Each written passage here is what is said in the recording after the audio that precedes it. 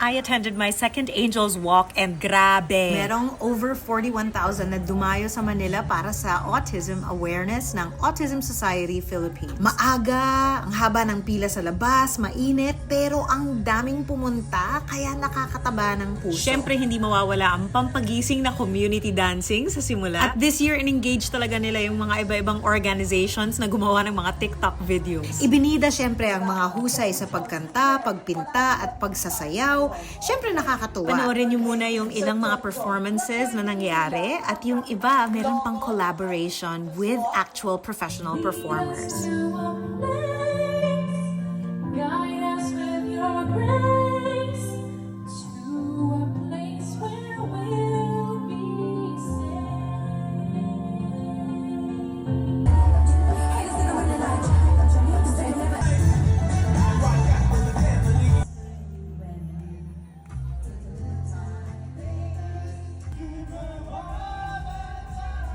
Paulit-ulit na pagkakataon na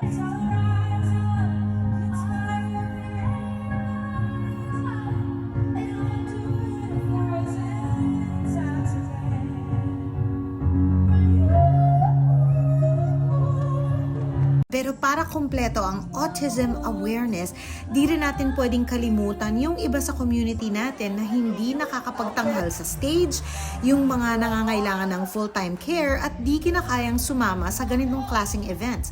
Mas lalo't syempre maraming flashing lights, malalakas na music, hiyawan at iba pa. Kaya sa gitna ng saya, may panahon rin para dun sa mga updates nila tungkol sa mga isinusulong na programa at batas para madagdagan pa ang tulong at serbisyo para sa lahat ng nasa spectrum. Masaya akong maging kakampi ng mga mahuhusay, masasaya at makukulay na buhay ninyo. At andito ako para suportahan kayo lahat, ang mga pamilya nyo at nagmamahal sa inyo. Bago natin marating ang isang mas inclusive na sambayanan, nagsisimula talaga yan sa bawat isa sa atin. Kaya tuloy-tuloy lang tayo sa pag-uusap, maging bukas sa mga tanong at diskusyon. Oo, minsan mahirap, lalo na kapag hindi maingat ang mga pagkakasabi o parang may halong panghuhusga yung mga ibang wala pang alam about autism. Natural lang na matrigger at maging defensive, pero kung tayo ang mas may kaalaman at pag-intindi, tayo rin ang pwedeng maging tulay para mas maintindihan ng iba. You can find an autism playlist on my YouTube channel at Teacher K Talks.